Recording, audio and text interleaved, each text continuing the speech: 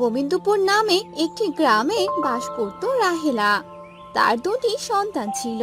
তাদের নাম ছিল সুমি আর সোহান। তাদের বাবা ছিল না, অনেক আগে মারা গেছে। এরপর রাহেলা সংসারের দায়িত্ব নিজের হাতে নিয়েছিল। রাহেলা মোড়লের বাড়িতে রান্নার কাজ করত। রাহেলা ছেলে মেয়ে তখন অনেক ছোট ছিল। বাবা সোহান, তোর বোনকে একটু দেখে রাখিস, আর তোরা ঘরের মধ্যেই খেলবি, বাহিরে একদম যাবি না। আচ্ছা মা, ঠিক আছে। আমরা বাহিরে একদম যাব না, ঘরেই খেলবো। এসব শুনে রাহেলা সেখান থেকে চলে গেল।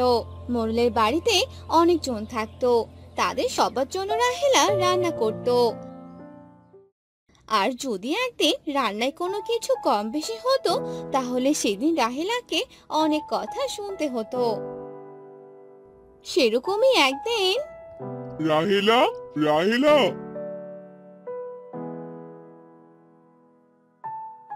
জি মোড়ল মশাই, বলেন কি হয়েছে? কি হয়েছে মানে? তুই কি জানিস না কি হয়েছে? এসব কি রান্না করেছিস? লবণ তো একটুকু হয়নি। এগুলো খাবার কি আর খাওয়া যায় নাকি? হ্যাঁ, আমায় ক্ষমা করবেন মোড়ল মশাই, আমি বুঝতে পারিনি। আসলে অনেকগুলো খাবার রান্না করতে হয় আমাকে, তাই এরকমটা হয়েছে। তোকে কি আমি টাকা কম দেই নাকি? হ্যাঁ, যে তোর এরকম হয়। এরপর যদি আর এরকম কখনো হয়েছে, তাহলে তোকে কাজ থেকে বের করে দিব। যা, এখান থেকে চলে যা। তারপর রাহেলা সেখান থেকে চলে আসে। এভাবে নানান কথা শুনে শুনে রাহেলা কাজ করত, কারণ তার এই কাজ করা ছাড়া আর কোনো উপায় ছিল না। আর সব কাজ শেষ করে রাহেলা বাড়ির দিকে যাচ্ছিল। তখনই সে একটি ছোট্ট আমের চারা দেখতে পেল। ছোট একটি আমের চারা দেখতে পাচ্ছি, যাই এটা বরং বাড়িতে নিয়ে যাই। বাড়িতে গাছটি রোপণ করে দিব, যদি কাজে লাগে।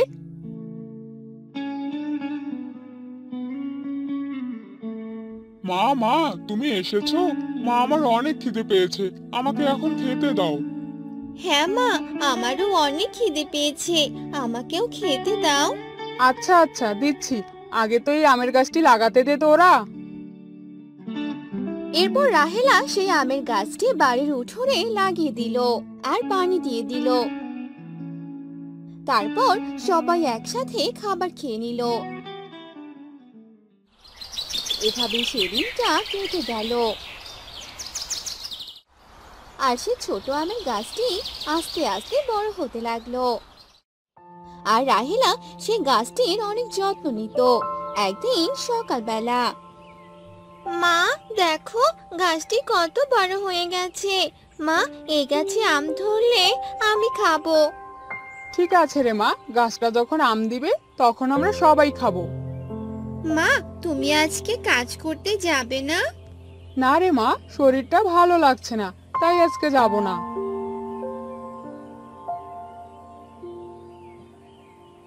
আপনাকে মোড়ল মশাই এখনই তার বাড়িতে ডাকছেন। আপনাকে এখনই আমার সাথে যেতে হবে। কিন্তু আজ তো আমার শরীর অনেক অসুস্থ, আর আমি তো মোড়ল মশাইকে বলেছি যে আজ আমি যাব না। আজ বাড়িতে একটি ছোট আয়োজন পড়েছে, যার কারণে অনেক রান্না করতে হবে। আর তাই আপনাকে আমার সাথে যেতে বলেছি। এরপর রাহেলা মোড়লের কর্মচারীর সাথে যেতে লাগলো আর বাড়িতে গিয়ে রান্নার কাজ করতে লাগলো। রান্না করতে করতে রাহেলা আরো বেশি অসুস্থ হয়ে পড়লো। আমি যে আর পারছি না, অনেক খারাপ লাগছে। কি যে রান্না করছি কিছুই যে বুঝতে পারছি না। রাহেলা সব রান্না শেষ করলো। এরপর সেখানে অনেকজন আসলো। সেই আয়োজনে সবাই খাবার খেতে লাগলো, কিন্তু কেউ খাবার খেতে পারলো না। সবাই খাবার নিয়ে অনেক কথা বলতে লাগলো। সি সি সি সি, এসব কি রান্না হয়েছে? কি যে বাজে খেতে! এইসব রান্না কে করেছে? একটা আয়োজনের বাড়িতে এরকম রান্না হয় নাকি? সি! এসব কথা সবার মুখে মুখে ছড়াতে লাগলো। এসব কথা মোড়ল শুনতে পেল। এসব কথা শুনে মোড়লের ভীষণ রাগ উঠে যায়, যার কারণে মোড়ল রাহেলাকে অনেক জোরে জোরে ডাকতে লাগলো। রাহেলা, এই রাহেলা, এদিকে আয়। কি হয়েছে মোড়ল মশাই, এভাবে ডাকছেন কেন? এসব তুই কি রান্না করেছিস? সবার মুখে মুখে কত কথা! আর এসব কথা আমার শুনতে হচ্ছে? আমি অনেক অসুস্থ ছিলাম, তাই এরকমটা হয়েছে মনে হয়। তোকে আর কাজ করতে আসতে হবে না, তুই এখান থেকে চলে যা। না না মোড়ল মশাই। না না, তোর আর কোনো কথাই আমি শুনবো না, তুই চলে যা এখান থেকে। এসব কথা শুনে রাহেলা কান্না করে দিল, কিন্তু মোড়ল তার কোনো কথা শুনলো না। আর রাহেলা বাড়িতে চলে এলো। কি হলো মা, আজ তুমি এত তাড়াতাড়ি চলে এলে যে? তোমার কি শরীরটা বেশি খারাপ লাগছে? না রে বাবা, মোড়ল মশাই যে আমাকে কাজ থেকেই বের করে দিয়েছে, এখন এই সংসার কি করে চলবে রে বাবা? মা তুমি চিন্তা করো না, সৃষ্টিকর্তা ঠিক একটা উপায় বের করে দিবে।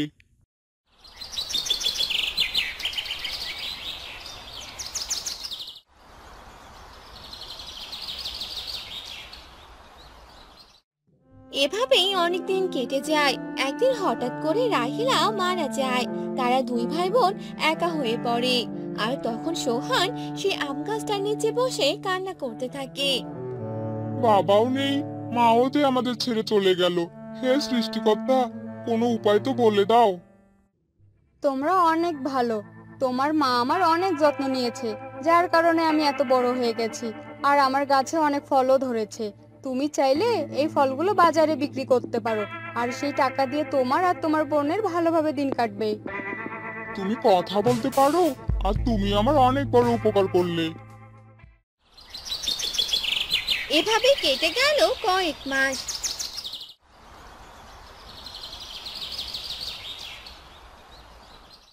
আম গাছটি বৃদ্ধ হয়ে যায়, যার কারণে সেই গাছে আর কোনো ফল ধরে না। আর তখন সোহান বলতে থাকে, এবার এবার কি হবে? তোমার গাছে যে কোনো ফল নেই, কি বিক্রি করব আমি? আর সংসার চলবে কিভাবে? আমার গাছের পাতা আর এই ডালগুলো তুমি বিক্রি করতে পারো। আচ্ছা ঠিক আছে, এবার তাহলে তোমার গাছের ডালগুলো কেটে ফেলি। সোহান সেই সবগুলো ডাল কেটে বাজারে নিয়ে গেল আর সেগুলো বিক্রি করলো। এভাবে বৃদ্ধ আম গাছটি সোহানকে সাহায্য করলো। এখন শুধুমাত্র গাছের গোড়া অংশটুকুই ছিল। এখন তোমাকে সাহায্য করার মতো এই গোড়া অংশটুকুই আছে। তুমি চাইলে এটাও বিক্রি করতে পারো, এতে আমার কোনো দুঃখ নেই। সোহান তাই করলো, সেই অংশটুকু বিক্রি করে দিল। আর সে বৃদ্ধ আম গাছটি তাদের সাহায্য করতে পেরে অনেক খুশি হলো। রাজেন্দ্রপুর নামে একটি গ্রাম ছিল। সেই গ্রামে একটি ছেলে বাস করত। তার নাম ছিল কানাই। তার একটি চোখ কানা ছিল। সে অনেক গরিব ছিল, আর সে তার মাকে নিয়ে থাকতো। কানাইয়ের একটি মাত্র জমি ছিল। সেই জমি চাষাবাদ করেই সংসার চলতো, কিন্তু কানাইয়ের ফসল কেউ কিনতো না। কি রে বাবা কানাই, এভাবে আর কতদিন চলবে? ঘরে যে চাল ডাল কোনো বাজার নেই। আমিও যে কিছুই বুঝতে পারছি না, কি করব এবার আমি? আমার জমির ফসল যে কেউ নিতে চাচ্ছে না। ফসল বিক্রি না করলে এত কিছু করব কি করে মা? সব যে আমার কপালের দোষ। ভগবান আমার এক চোখ কানা বানিয়ে দিয়েছে। এসব কথা বলতে নেই রে বাবা। ভগবান যখন সমস্যা দিয়েছে, সমাধান একদিন দিবে। তুই এসব নিয়ে ভাবিস না বাবা। জানি না মা, কি যে করবো এবার আমি। দেখে আসি জমিটার কি অবস্থা। আচ্ছা বাবা, যা তবে। এসব বলে কানাই সেখান থেকে চলে গেল আর রাস্তা দিয়ে হাঁটতে লাগলো। তখনই রাস্তায় এক মেয়ের সাথে কানাইয়ের দেখা হলো। আর মেয়েটি কানাইকে দেখে হাসতে লাগলো। কি রে কানাই, তোর এই একটা চোখ কানা নাকি দুটোই কানা? তোকে দেখেই তো প্রথমে আমি ভয় পেয়েছিলাম। একটু চশমা পরে থাকিস। এভাবে কেন বলছো রূপালী? আমাকে নিয়ে হাসি ঠাট্টা করো না। ভগবান আমাকে কানা বানিয়েছে, এতে তো আমার কোনো দোষ নেই। তোমরা এভাবে হাসি ঠাট্টা করলে আমার যে অনেক খারাপ লাগে। হাসবো না তো কি করব শুনি? তোকে দেখলে আমার মুখে এমনিতেই হাসি চলে আসে। যা, এখন চলে যা এখান থেকে। এসব শুনে কানাইয়ের মন অনেক খারাপ হয়ে গেল, আর কানাই সেখান থেকে চলে গেল। আর একটি গাছের নিচে গিয়ে বসে পড়লো আর বলল, হে ভগবান, এ তুমি আমার সাথে কেন করলে? তুমি আমার একটা চোখ কানা বানিয়ে দিলে কেন? আমাকে নিয়ে সবাই অনেক হাসাহাসি করে। কানাই এভাবে একটি গাছের নিচে বসে কান্না করতে থাকে। আর তারপর কানাই তার জমিতে যায় আর কাজ করে রাতে বাড়িতে আসে। কানাই তার মাকে ডাকতে থাকে। মা, ও মা।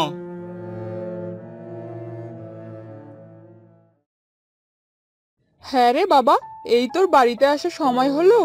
আয়, হাত মুখ ধুয়ে আয়, আমি তোর জন্য খাবার বেড়ে দিচ্ছি।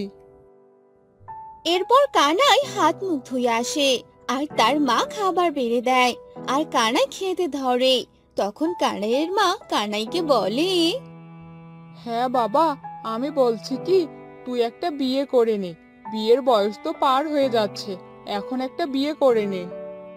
এসব তুমি কি বলছো মা? আমার মতো এই কানাকে কে আর বিয়ে করবে? আর সংসারের যা অবস্থা, এভাবে কি করে হয় মা? হবে হবে, সব হবে। আমার কাছে একটা মেয়ে আছে রে বাবা, মেয়েটাকে আমার খুব পছন্দ হয়েছে। মেয়ে? কোন মেয়ে মা? আর আমি বিয়ে করতে চাই না। আমাকে তো কোনো মেয়েই পছন্দ করবে না, বরং হাসাহাসি করবে। রূপালীর কথা বলছি রে বাবা, রূপালীকে আমার খুব পছন্দ হয়েছে।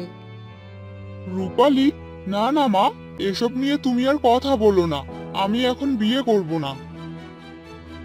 এসব বলে কানাই খাবার খেয়ে নেয় আর খেয়ে দিয়ে ঘুমিয়ে পড়ে। পরদিন সকালবেলা কানাই ঘুম থেকে উঠে পড়ে আর পুকুরে গোসল করতে যায়। আর সেখানে আরো কজন গোসল করতে এসেছিল। তারা সবাই গোসল করছিল। রে কানাই, তুই কি এই পুকুরে গোসল করতে এসেছিস? হ্যাঁ, আমি তো এখানেই প্রতিদিন গোসল করি। কেন, কি হয়েছে? কি, তুই এখানে প্রতিদিন গোসল করিস? আগে যদি জানতাম এ কথা, তাহলে এখানে আর কখনোই গোসল করতে আসতাম না। কেন রে, তোরা এভাবে কেন বলছিস? তোরাই পুকুর পাড়ে গোসল করতে পারলে, আমি কেন পারবো না? তুই তো কানা, তোকে দেখলেই তো আমাদের অনেক ভয় লাগে। তুই এই পুকুরে গোসল করলে পুকুরের পানি যে নোংরা হয়ে যাবে। তাই তুই যেখানে গোসল করবি সেখানে আমরা গোসল করবো না। এই চল তোরা। এরপর ছেলেটি সেখান থেকে চলে গেল আর সাথে থাকা দুজনকেও সঙ্গে করে নিয়ে গেল। আর ছেলেটির মুখে এসব কথা শুনে কানাইয়ের মন খারাপ হয়ে গেল। আমি যে কোথাও গেলে কোনো শান্তি পাই না, সবারই অনেক কথা শুনতে হয় আমার।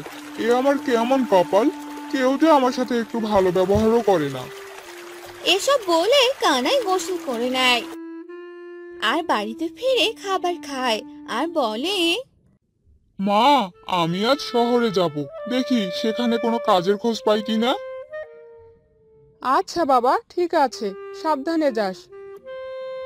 আচ্ছা মা।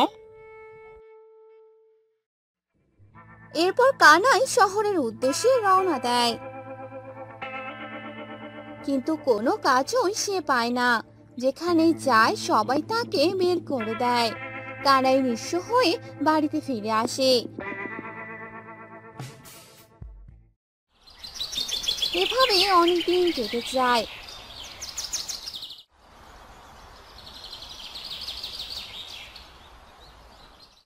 একদিন রূপালী নামে সেই মেয়েটি হাঁটছিল। সেদিন কানাইও তার জমির দিকে যেতে লাগলো। অমন সময় রূপালী একটি কাদা ভরা গর্তে পড়ে যায়। আহ, পড়ে গেলাম রে বাবা, বাঁচাও, কে আছো, বাঁচাও আমাকে। আরে, কার যেন চিৎকারের আওয়াজ শোনা যাচ্ছে, দেখি তো সামনে গিয়ে। এরপর কানাই দৌড়ে সামনে যায়, গিয়ে দেখে সেই মেয়েটি কাদা ভরা গর্তে ডুবে যাচ্ছে। বাঁচাও, বাঁচাও আমাকে, আমি যে কাদার ভিতরে ডুবে যাচ্ছি। এরপর কানাই তার হাত বাড়িয়ে দেয় আর রূপালী কানাইয়ের হাত ধরে উপরে উঠে আসে। আর রূপালীর পুরো শরীরে কাদা লেগে থাকে। তোমাকে অনেক ধন্যবাদ, আজ যে তুমি আমার জীবন বাঁচালে।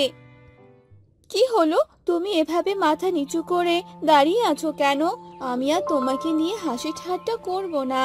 আমি যে অনেক বড় ভুল করেছি, তুমি আমাকে ক্ষমা করে দিও। ঠিক আছে। এরপর কানাই সেখান থেকে চলে গেল। আর রূপালী কানাইয়ের যাবার দিকে তাকিয়ে বলতে লাগলো, কি যে ভালো মানুষ, আর আমি কিনা তার সাথে অনেক খারাপ ব্যবহার করেছিলাম। এটা আমি একদম ঠিক করিনি। এরপর রূপালী বাড়িতে চলে যায়।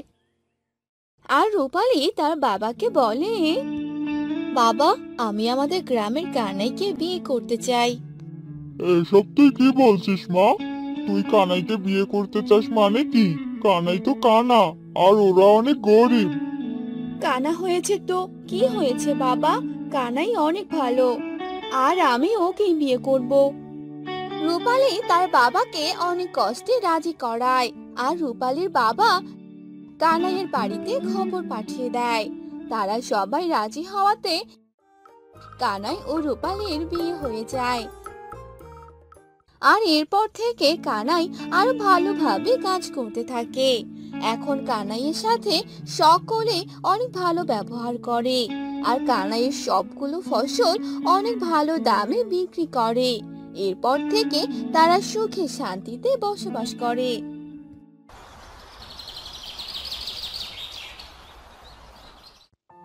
চাঁদপুর গ্রামে পৃথা তার মা ও বাবার সাথে বাস করত। তারা খুব গরিব ছিল। পৃথার বাবা প্রতীক একজন জেলে ছিল।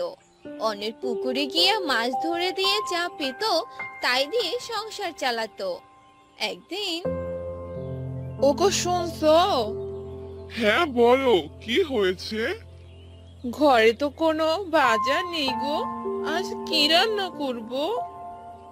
অন্যের পুকুরে মাছ ধরে দিয়ে যা টাকা পাই তা দিয়ে সংসার চালানো খুব কষ্ট হয়ে যায় গিন্নি। আশেপাশে কোনো নদীও নেই যে মাছ ধরবো। হঠাৎ করেই প্রতীক, এই প্রতীক, বাড়িতে আছিস? হ্যাঁ রহিম চাচা, বলো। বলছি আমাদের পুকুরে মাছ মারতে হবে, তুই একটু মাছ মেরে দিয়ে আয় না। আচ্ছা চাচা, চল তাহলে।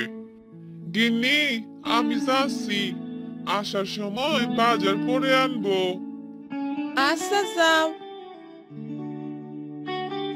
প্রতীক রহিমের সাথে তাদের বাড়ি চলে গেল।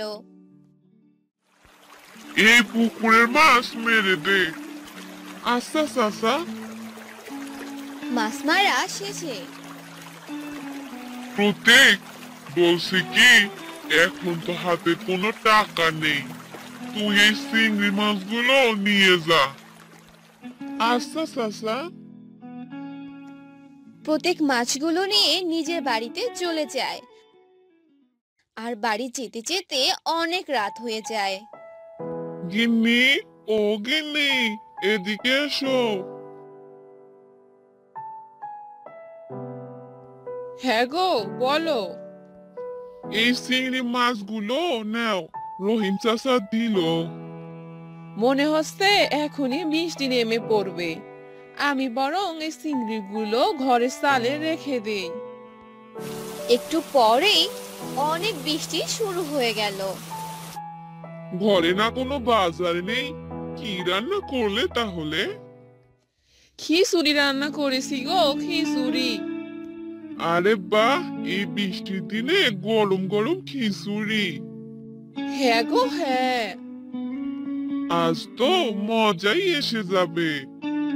মা পৃথা, আয় তুই একটু খেয়ে নে। হ্যাঁ মা, আসছি।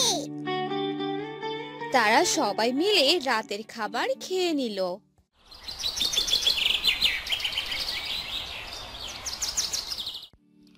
আহ, অনেকদিন পর তৃপ্তি সহকারে খেলাম, এখন সেই ঘুম হবে।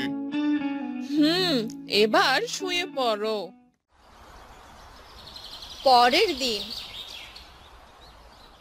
এ কি, চিংড়ি মাছ তো অনেকগুলো হয়ে গেছে, রাতের বৃষ্টিটা অনেক কাজে লেগেছে দেখছি। মা, ও মা, তুমি কি করছো এখানে? দেখ, রাতে আমি এখানে অল্প কিছু চিংড়ি মাছ রেখেছিলাম, আর সকালেই অনেকগুলো হয়ে গেছে। সত্যি মা? হ্যাঁ রে, একটা কথা ভাবছি। কি কথা মা?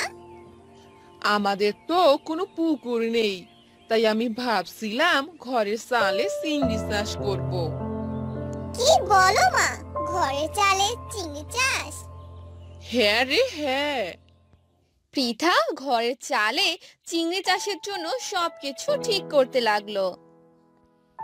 এ কি, তুমি সকাল সকাল চালের উপর কি করছো?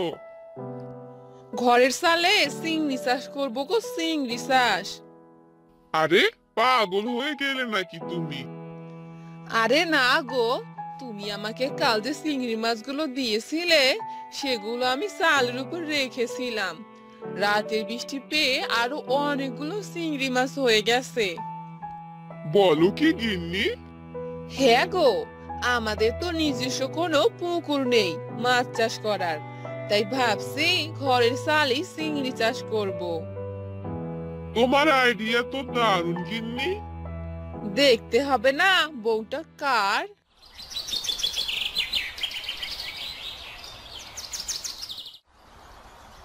পরের দিন সকালবেলা। ওগো শুনছো, দেখো আমাদের ঘরের চালে কত সুন্দর চিংড়ি চাষ হয়েছে। কালকে থেকে আজ আরো বেশি হয়েছে মাছ। হ্যাঁ, তাই তো দেখছি। তুমি বরং বাজার থেকে কিছু মাছের খাবার নিয়ে এসো। আচ্ছা, যাচ্ছি। প্রতীক বাজারে চলে গেল।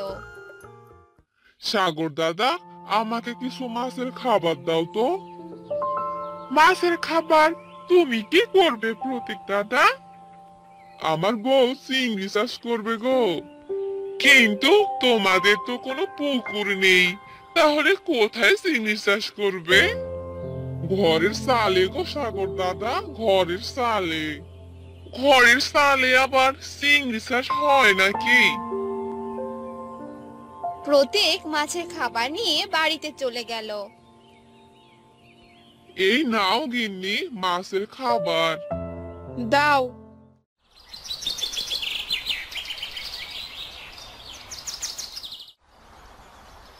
বেশ কয়েকদিন পর।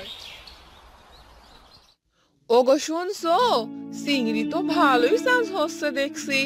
যাও এগুলো বাজারে বিক্রি করে এসো। প্রতীক সেগুলো বাজারে বিক্রি করে আসলো, আর কিছুদিনের মধ্যে তারা অনেক বড়লোক হয়ে গেল।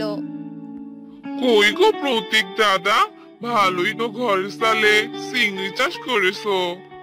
হ্যাঁ দাদা, আইডিয়াটা আমার বই দিয়েছে, আর তার জন্য এত ভালো চিংড়ি চাষ করতে পেরেছি।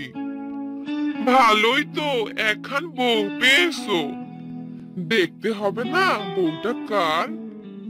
এরপর থেকে তারা সুখে শান্তিতে দিন কাটাতে লাগলো।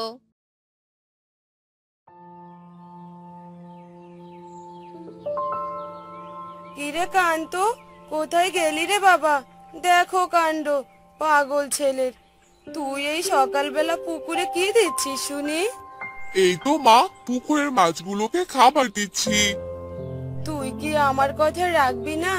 আর কতবার বলবো তোকে? তুমি তো এখানে এসে কিছুই বলনি। আমি এই পৃথিবী ছেড়ে দিলে কি তুই বিয়ে করবি? বাড়িটা কেমন ফাঁকা ফাঁকা লাগে। বিয়ে শাদী তো সারা জীবনের ব্যাপার, আর এখনই আমি ভালো মেয়ে কোথায় পাবো? ভালো মেয়ে পেলে আমি এখনই বিয়ে করব। কি বললি? সত্যি? শোন, আমার বান্ধবীর একটা মেয়ে আছে, দেখতে অনেক মিষ্টি। আমি সব কথা পাকা করে এসেছি, কালকেই তোদের বিয়ে। এরপর কান্তর বিয়ে হয়ে যায়, আর তারা তিনজন মিলে অনেক সুখী দিন কাটাতে লাগলো।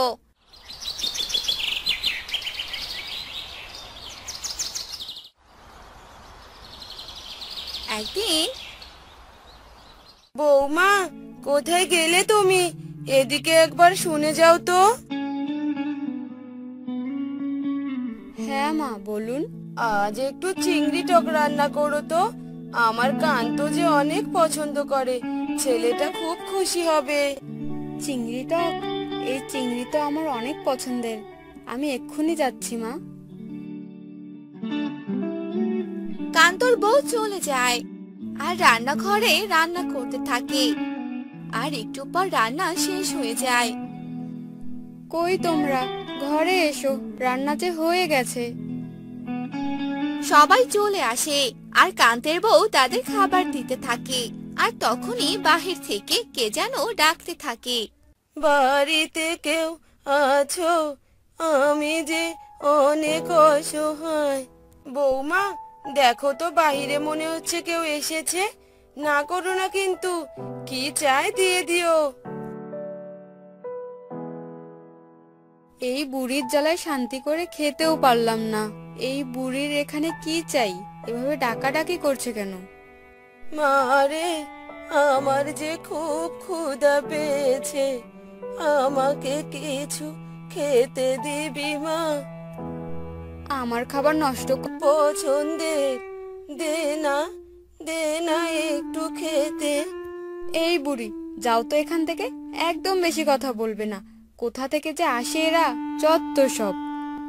আমি চলে যাচ্ছি, কিন্তু আশীর্বাদ করছি তোর এই চিংড়ি খাওয়ার আশ কখনো জানি না মেটে।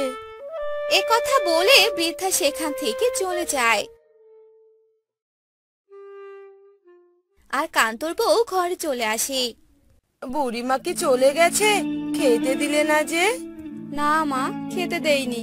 এখানে তো মাত্র কয়টা চিংড়ি। আর এসব ভিখারিদের খেতে দিলে কাল দেখবেন আবার ঠিক চলে এসেছে।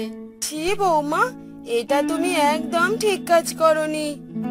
কান্তর বউ তার শাশুড়ির কথা না শুনে খেতে থাকে। আর খেতে খেতে সে সবগুলো চিংড়ি খেয়ে ফেলে। আহ, তরকারিটা তো অনেক দারুণ খেতে হয়েছে, কিন্তু এইটুকু খেয়ে যে আমার আরো খেতে ইচ্ছে করছে। গিন্নি, এগুলো তুমি কি করলে? সব চিংড়ি খেয়ে ফেললে। আমার আর মায়ের জন্য তো একটা চিংড়িও রাখলে না। আহ কান্ত, বৌমার ভালো লেগেছে, খেয়েছে। আমরা এই বেগুন তরকারি দিয়েই খেয়ে নেব।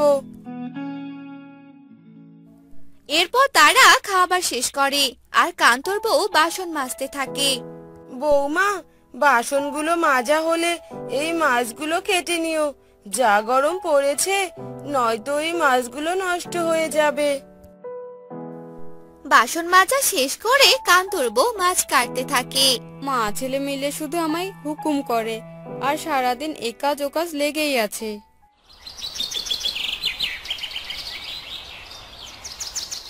শোনো না, এসব মাছ খেতে আমার একদম ভালো লাগে না। আমার শুধু চিংড়ি মাছ খেতে ইচ্ছে করে। ও, এই কথা। আচ্ছা, তোমাকে কাল অনেকগুলো চিংড়ি এনে দেব।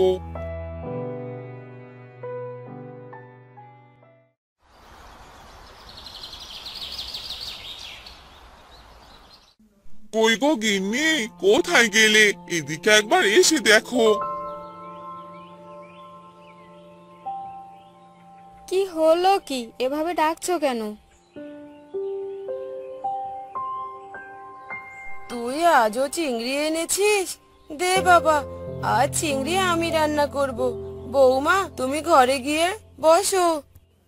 এই কথা বলে রমেশের মা রান্নাঘরে যায় আর চিংড়িগুলো রান্না করতে থাকে। বাহিরে গরুটা ডাকছে, রান্নাটা তো প্রায় শেষ হয়ে এসেছে। যাই, গরুটাকে একটু খাবার দিয়ে আসি।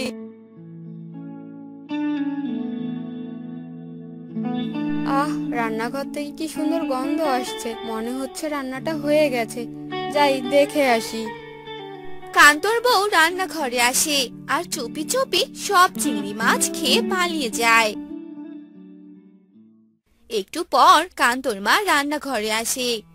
হায় হায়, এ কি সর্বনাশ হলো আমার! এখনই তো চুলোর উপরে রেখে গেলাম তরকারি।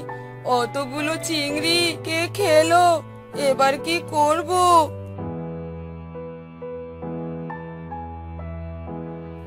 আপনি রান্না কেন করছেন? কি হয়েছে? তারপর কান্তর মা কান্তর বউকে সবটা খুলে বলে। আরে মা, খেয়েছে হয়তো বিড়ালে। আপনি এভাবে কাঁদবেন না, আমি আপনার ছেলে আসলে সব বুঝিয়ে বলবো।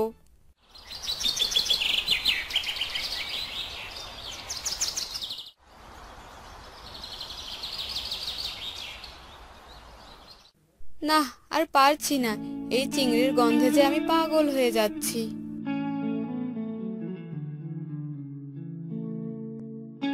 এই বলে কান্তর বউ পাশের বাড়ির রান্নাঘরে উকি দেয় আর দেখে সেখানে কেউ নেই।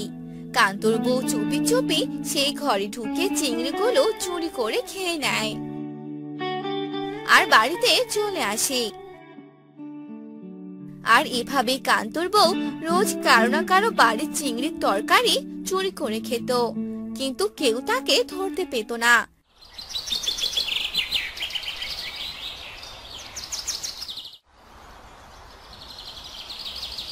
একদিন উফ, আজও উনি বাড়িতে চিংড়ি রান্না করেছে। যাই দেখি আজও চুরি করে খেতে পারি কিনা। এরপর কান্তর বউ পাশের বাড়িতে যায় আর রান্নাঘরে গিয়ে সব চিংড়ি মাছ খেয়ে নেয় আর জানালা দিয়ে এসব দেখে ফেলে কান্তর মা। হায় হায় ভগবান, এ আমি কি দেখলাম? নিজের চোখকে যে বিশ্বাস করতে পারছি না। বৌমাই তাহলে গ্রামের এসব ঘটিয়ে বেড়াচ্ছে। কান্তকে জানাতে হচ্ছে ব্যাপারটা।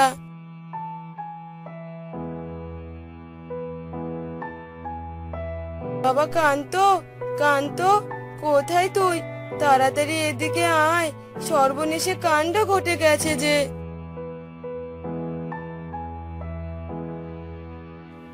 মা, এভাবে ডাকছো কেন? কি হয়েছে বলো তো? গ্রামে যে সবার বাড়িতে চিংড়ি চুরি হচ্ছে, এ কাজ যে তোর বউই করছে। এ কথা যদি জানাজানি হয় তাহলে যে মান সম্মান আর কিছুই থাকবে না রে বাবা। এসব তুমি কি বলছো মা? আমি যে নিজের কানকে বিশ্বাস করতে পারছি না। এবার আমি কি করব? ঘর থেকে এসব কথা সব শুনতে পায় কান্তর বউ আর সে উঠোনে আসে। বিশ্বাস করুন মা, আমি এসব ইচ্ছে করে করিনি। শোনো বৌমা, আজকের পর কখনো কারো সাথে খারাপ ব্যবহার করবে না আর অসহায় মানুষকে সাহায্য করবে।